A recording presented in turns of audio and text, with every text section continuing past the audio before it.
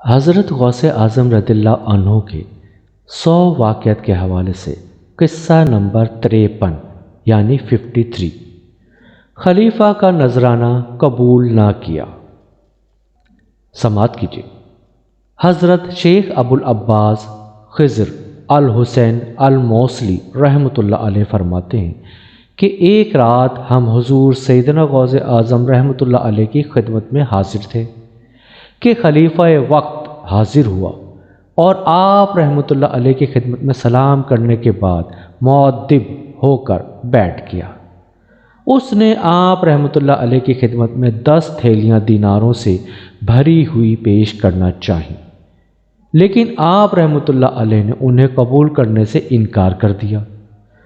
جب خلیفہ کا اصرار زیادہ ہوا تو آپ رحمۃ اللہ علیہ نے ان میں سے 2 تھیلیوں کو پکڑ کر نچوڑا، جس میں خون ٹپکنا شروع ہو گیا۔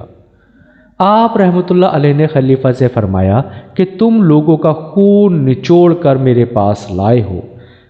آپ رحمۃ اللہ علیہ کی بات سن کر خلیفہ بے ہوش ہو گیا۔ آپ رحمۃ اللہ علیہ نے فرمایا کہ اگر مجھے خلیفہ کے آل رسول اللہ صلی اللہ علیہ وآلہ وسلم ہونے کی عزت نہ ہوتی تو میں اس خون کو اس کے محلوں کی جانب بہا دیتا۔